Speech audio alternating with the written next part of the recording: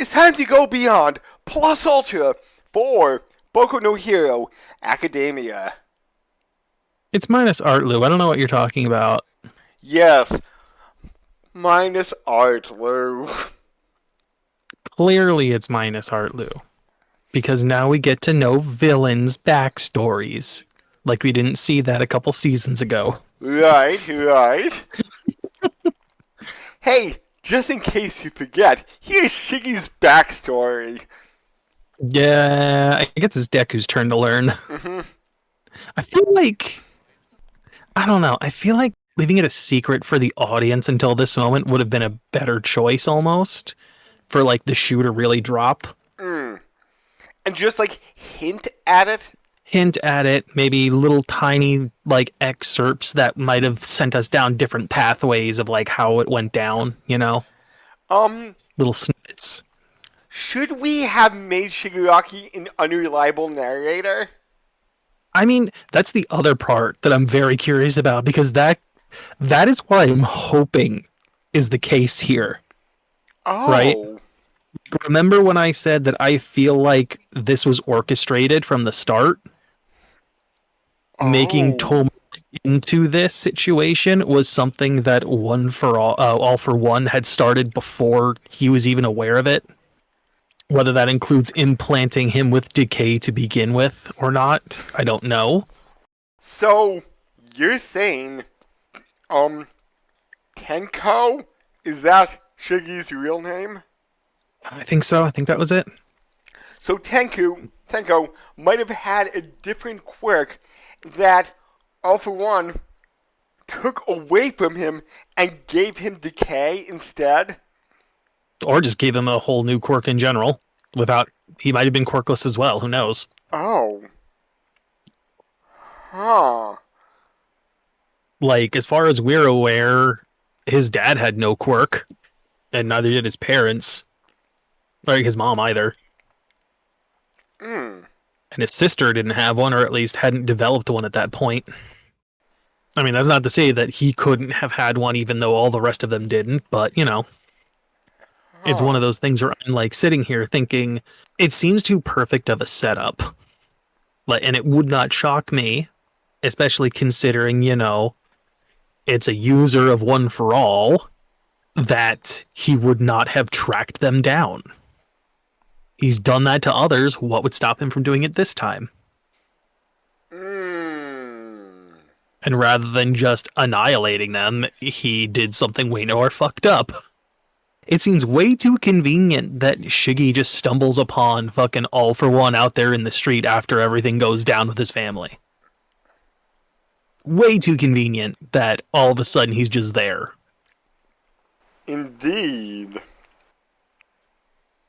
Hence why I'm sitting here like, nah, that's not what happened. There's more to this backstory that Shiggy himself isn't aware of. Also, Right. perfect opportunity. Once this has been wrenched open, this hatred and shit, All for One's back.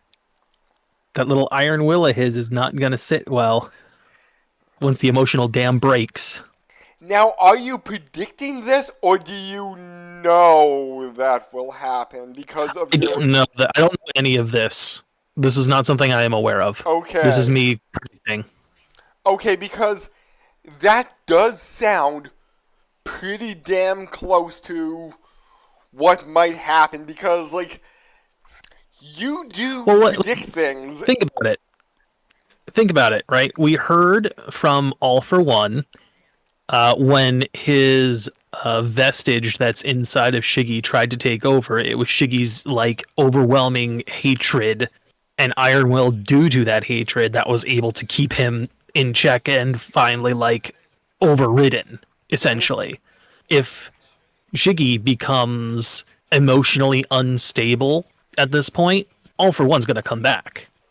He also mentioned something about a trump card to take control, and this is clearly something that there's not going to be left on the table. It would be stupid to mention it and just leave it on the table and have nothing happen. Okay, fair point. I could see this happening too. Also, I thought of this partway through here, where we got a flashback in like the middle of the episode with Aerie, where I'm like, wait a minute, that's right.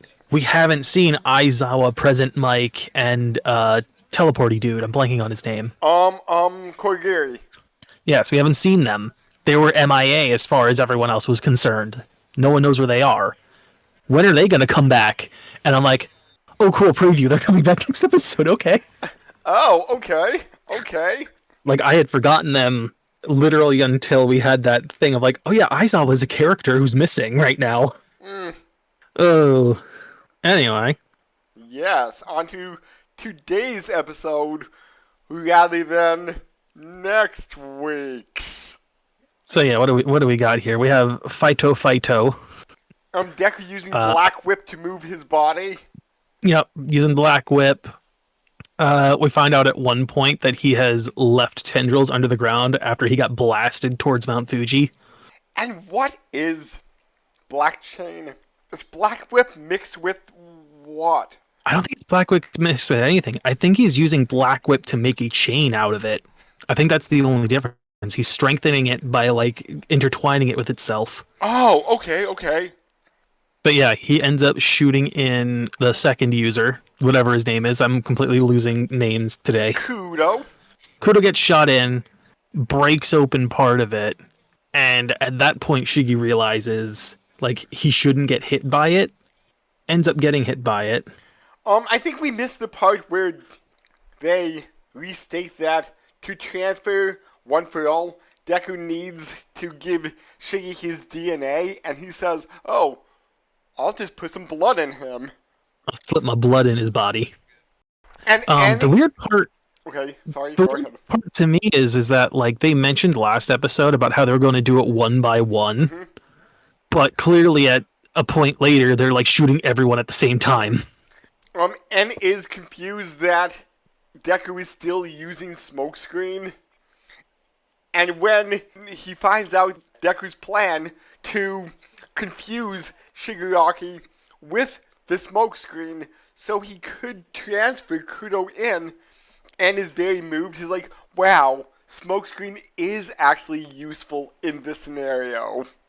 I mean, it is, because it masks things. Like, it would also technically, I would argue, mask the black chain and the Black Whip if he was, like, sliding it under not to attack Shiguraki, but to lift him above, right? Like he did to protect the decay from spreading. Even doing that while smokescreen is in effect, he wouldn't be able to notice that if it's not a direct threat to him. So does Search react to his blood? Is that what they were stating? It seems that's what they're stating. Okay. Yeah. So with that, Deku kind of made a distraction to sneak up behind Shiggy. Well, it didn't even sneak up behind him, really. He used it to distract him with the cloak itself, with the blood on it, only for him to grab it, realize that it's not the case, and be like, but wait, he was supposed to be here, and then literally come rushing in 2 seconds later, like a delayed attack almost. Anyway, transfer happens, and we get more. We get to see some weird memory mixing, some kaiju characters happening. Of a giant Dobby and Toga appearing. And then Giant Dobby and Toga. A lot of giant characters for some reason that look like staticky TV images. And then a shot of the sports festival. And then Spinners for some reason there. Memories are just getting shuffled together. Do you think any of these memories that they didn't show due to, like, time constraints, Deku was like, who the hell is this guy? Probably. There's probably some of that for sure. And Shiggy's like, I don't know about this hero. Deku, what are you actually thinking of? Well, like, we see it later on when, like, Redestro shows up, and I'm like, did Deku ever meet Redestro? Do you even know who this is? Like, yeah, I'm sure you know who this is just from, like, the police reports and the newspapers, but, like, I don't think you've ever met this dude in person. Come to think of it, I don't think he did. Huh. No, he was never in a location where Redestro was. Not once. But yeah, we fighto, and we try to force all of them in this time, except it doesn't work. Except for Anne. No, it just straight up doesn't work. Remember, the first time it was attempted afterward, they all got rejected. I thought, fourth user, the bald guy, I thought he said and managed to jump. Nope. None of them. The second punch after, remind me again, the second user, blanking. Kudo. Yeah. The first hit after him, everyone was rejected. No one gets in. It's the hit after that where all of them, except for Nana, get in. I am... Like, literally, Black Whip user says he rejected the transfer of One for All. Hold on just a second. Like, I'm literally looking at it right now at, like, 9:46. Okay, 10:07, actually 10:02, he had strong enough will to steal us, so he's strong enough to reject us too. But N still managed to transfer to him. That is not in my... Oh, no, there it is. Okay, you're right. Interesting, because they don't show him going in alone. I must have missed that line. So yeah, Smoke Boy gets in. But yeah, it surprises me that we didn't get to see that. Like, it didn't show that transfer. It looked like none of them got in. I'm trying to, like, go back to that light, that punch itself, and see, like, does one of the lights shift or not? All right, let me see here. Yep. Shoots them. It hits. No, okay, it does show it. It shows the purple light and going straight through, but the rest getting rebounded. Okay, so I missed that detail. And then the line following. So yeah, one more gets in. But again, I don't know. I'm not sure if they're just thinking they don't want to do it one at a time anymore, and they just want to try and rip it open. Or wrench it open, as the title of this episode is. Well, I mean, the idea being that, like, before he figures out how to stop us, get us all in there at once instead of one at a time. Like that being the main idea. Anyway. And then we have a small scene with More Eri. More kaiju showing up, and then we cut to Eri, yes, who's very sad and wants to help Deku. And I still think, and I had to look up his name because I could not remember it, Ectoplasm. He looks like a villain. Is it Ectoplasm or Ectoplasmer? Let me just double check now. Yeah. Ectoplasm. Because I'm not sure. Okay. Oh, also, the UA school gets caught and set down gently now in the ocean with Cementos helping to stabilize it. Yeah, but just Ectoplasm's mask just seems so villainous to me. I do wonder how much of that is a mask and how much of that is his body, like the face part with his mouth. Is that like the way his body is because of the quirk? Well, obviously he's got a helmet on, but like the mouth section, I'm not sure about. I'm not too sure if people with, I don't want to call them deformities, kind of like ordinary woman. Mutations? Okay, I'm not a mutation. Is that better or worse? I'm not sure. Yeah, but I'm not too sure if you have a mutation, if that's your quirk, because his quirk is cloning himself. Well, like, what is Tsukuyomi? He has Dark Shadow. Why does he have a bird head? Isn't that part of it? Well, that's what I'm wondering, right? Why does the guy who can talk to animals have this weird, not animal, more rock-like head? But I'm not trying to explain things, I'm just guessing here, but doesn't that, like, help resonate his voice? I don't know. Okay, so... As far as I know, I don't know. I don't know idea. So maybe having body mutations works with your quirk somehow. Or maybe it doesn't. Who knows? Wait. Well, we don't know how... quirk interbreeding works. Horikoshi would know the answer. Maybe. Either that or he says, hey, this design looks really cool. I'm going to use this. It could absolutely be that. I like the look. That's good enough for me. Anyway, yeah. Eri can't help. She also doesn't have enough power stored up for rewind. So she's stuck there, too. And Horn Hat Boy comes up and says, like, hey, don't cry. Deku's strong. He's like, no, is that what he says? No, yeah, it's not that. I'm like skipping through to get to that point. I just closed the episode after my last check. He grabs her hand and says Midoriya always starts crying. Something about that. Which, in the video, you can see he's crying as he's fighting. Also, all the flashbacks of people are like, I'm sad about the way I treated him. I was an asshole. Yeah. And then we have shots of all the injured students coming. Some of the recovery teams coming in, yeah. And Uravity seems to be... Oh, yeah, she was badly injured. Well, I mean, that was pretty clear. She was in bad shape. Yeah. We see Kaminari and Yaoyorozu are still limping along and trying to watch the live stream as they try to find a place to, I guess, like, sit down. And he's... with the rest of the injured.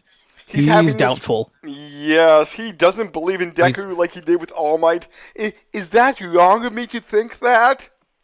I mean, here's the thing, right? Like, think about it this way. As much as you've seen Deku fight over, your time with him, All Might has had a proven history of taking down this type of shit. So, like, this is literally Deku having to prove himself against literal impossible odds. But what about the movies that may or may not be canon? Nothing to say about that. No idea. Also, wait. I'm looking right now at, like, the airlift they've got right now, and we have that quick shot of Uravity laying there. I think that's also Dabi with her. Oh. Because I don't know who else that would be. I think Dabi is sitting there next to her, unconscious. And I think the head that we see at the bottom is that blonde chick from the Wild Wild Pussycats. Okay. Going along with. But yeah, we're getting lifted off to more places. Speaking of Tsukuyomi, the rescue crew is coming to both him and Hawks right now. Also, if he had lost Tsukuyomi, would he lose the bird head? Would he have a normal head? If that had been stolen? I'm not sure. I am not sure. All for One just says, like, what am I going to do with a bird head now? Wonderful. This is the last thing I wanted. My face. I was going to say, if he's still old and he doesn't have his eyes, he takes it on, but he gets the bird head, but he doesn't get eyes.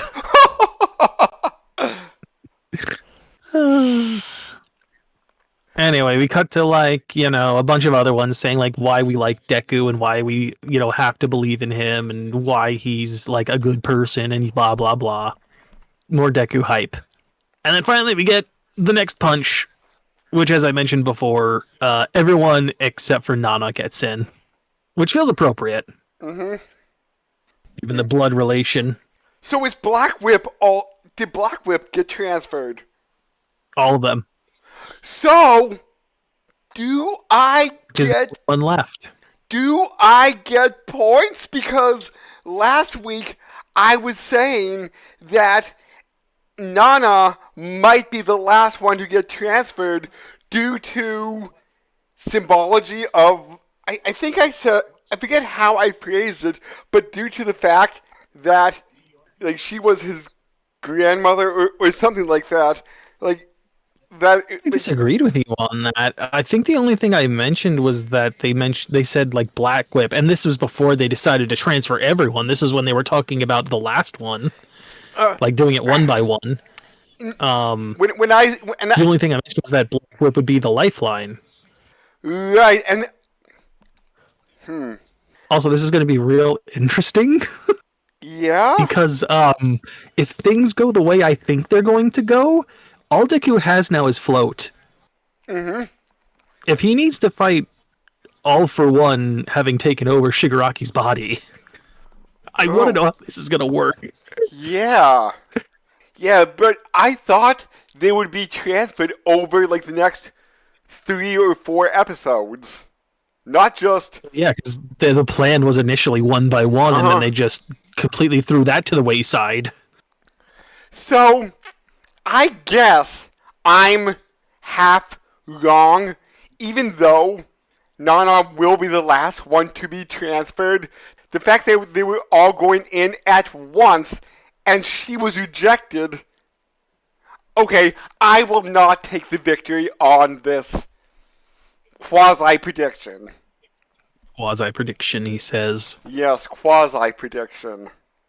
Anyway, here's the other thing I'm curious about, right? Mm-hmm. What happens next is that all of a sudden Deku's consciousness is now within Shigaraki's subconscious. How much time is going on between these two this point, right? Um, 3 namek minutes. Yeah, right, yeah. Feels like something stupid like that, yeah. I think you mean 10 Namek minutes. Oh, was it 10? Is it 10 or is it 5? I'm trying to remember now. It's definitely not 3. Okay. So what you're saying is, essentially, it's going to take the time period of about 7 episodes, at least, It, unless they decide to throw filler in there, in which case it's going to be longer. um, it is 5. I just looked it up. So not 3, not 10, 5. Yeah, yeah. For some reason, I thought it was 3. Okay. So it's 5 minutes, and those 5 Namek minutes are going to be not only the next 7 episodes, but the next 13 episodes of filler that they're going to cram in here on top of that. There was filler during that 5 minute thing? Yes, Hmm. it was still fighting, like with Goku and Frieza, but it was filler fighting. Okay, okay. Like it was nowhere near that long. In the manga. Yes, Okay. Huh. like they were absolutely stretching the fuck out of that fight. Huh. Okay, okay. Because it's been years since I saw Dragon Ball Z, and I never read the manga, so. Yeah, it's not like Bleach where we suddenly cut to a completely different arc in the middle of a fight with like fucking Aizen. I don't remember that exactly, but I thought something happened during the fight that, like, the fight toned down, then sidestepping into this story, okay, we need to get back to the fight with Aizen. No, not at all. So Oh. when I say Aizen, I'm not talking about that specifically. I'm talking we were in the middle of like a completely different arc, right? Like we were in they had just gone into the arc where they were tracking down Orihime, Mm-hmm. who had been kidnapped by Aizen at that point. Mm. And in the middle of that arc, while they were in Hueco Mundo, which is where all the Hollows live, they cut to a completely different arc of Was filler. was Orihime in that arc? In the filler arc, yes. Was it like this happened 2 months ago, or? Oh, no, this was like when it was airing on like uh, uh, Adult Swim and shit. Yeah, you know what I meant? Was the side filler arc like 2 months ago, or how do they explain? idea slots in. I have no clue.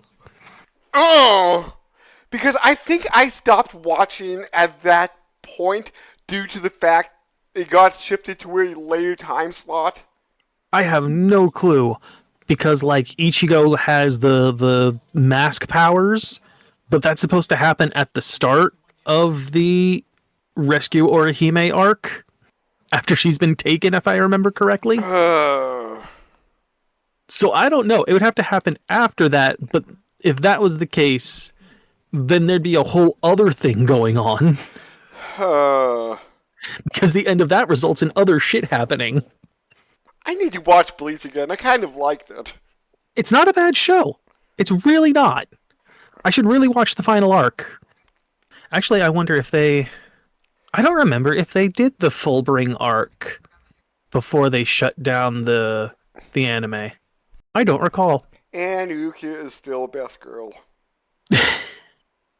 Anyway, back to Boku no Hero. You know what? I might look. You can. I like Rukia a lot. However, I think I might like Hiyori more. I might like the Snaggletooth a bit more. I might need to look up who she was. You know what? We're already on this tangent anyway, so here, I'm going to give you an image. Okay, fine. We're already on this shit. We're going to go ahead and just give you good old Hiyori here. Oh, hey, here we go. Perfect. I just realized she has the patches squat. I knew there was a reason I liked this girl. Hold on a sec. This one? No. Open image, new tab. Yeah, there we go. Okay. Could not find that option for some fucking reason. There you go. Okay, she must have been in when the time slot switch happened because she does not look super familiar to me. No, I like her. She is very feisty. Also, she kicks Ichigo in the face a lot. Okay.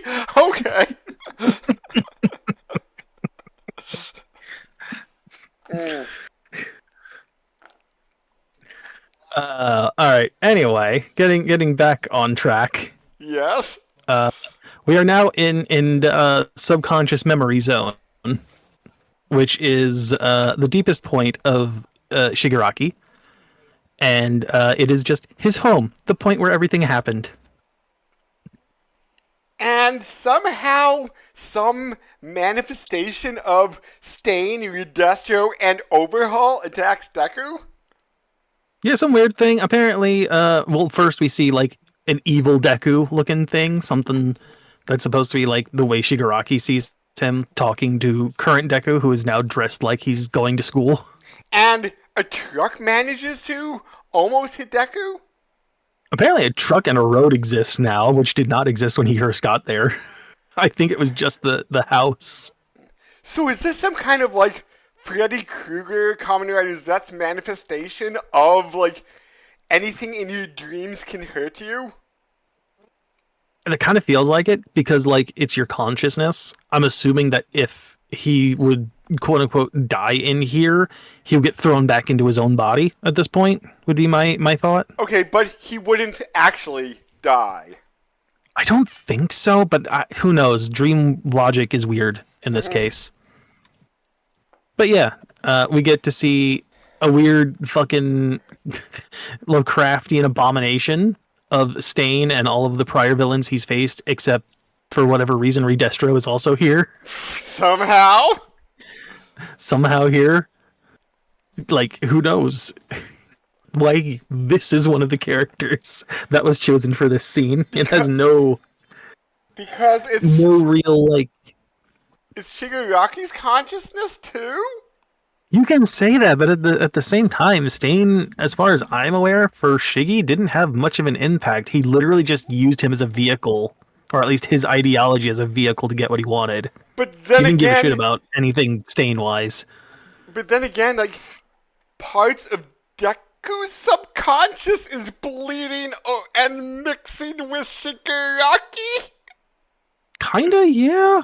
So, but like, this thing is, in my mind at least, I don't know if it's outright stated here, but in my mind, the thing that's stopping Deku is more like a security system, let's say, from Shiguraki to protect his inner core.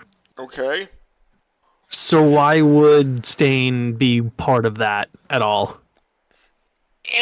Like Destro, he made a personal agreement with and shit like that. Like he became the leader of that entire group then. So I can understand him at the very least, but Stain, there was never really any connection whatsoever outside of, hey, I can use the ideology this guy had, even if I hate it. And then we see Overhaul, another character that Shiggy worked with, or like had a thing of like, I'm stealing his shit. Also a weird one. And then, nah, I'm gonna kick you off and I'm gonna get inside. And oh hey, a picture. Also, Nana is here too, as a like partial vestige, like from the belly up. She still exists. So did like part It of seemed her weird to me that it does seem weird to me that she can't fully form a body so did since her she's basically just a consciousness too. but did her lower half get taken? And that's why she's just a floating upper half body? Not that we saw when we saw all of them get through and her getting thrown back. She had her full body there. Oh yeah, that's right. Never mind. Why she can't form a full body here, I don't know. I would think in this weird dream subconscious-y kind of world that would be possible for her. But I guess not. So yeah, we get to see a little bit of Nana like seeing some of Tenko's memories. And then we see the offending slap. Who is that shadowy boy? Is that Shiguraki? It's Shiguraki! It's a Jigglypuff seen from above. It's the trick question. It's a Jigglypuff seen from above. Trick question. It's a Diglett seen from above. And with that, we move on to our preview, which is just, hey, more backstory. A little bit more backstory with Shiguraki. It looks like some of his school life potentially. Which might be refreshing because this will be new bits of backstory. It is new material, and I'm very curious how to. Also, we do get to see Nana here, and it almost looks like she's formed part of her body in this now. Like she's not the weird transparenty purpley pink color now. She's got full color this time. Where we see her crying in this preview. So maybe she does manage to form a body in the next episode somehow? Either that or unless that's part of a flashback. Yeah. I was just going to say that. So cool. Yeah, how long before we realize that All for One triggered this? Also, more Aizawa and Present Mike and Kurogiri. So we get to see what the fuck's going on with those three.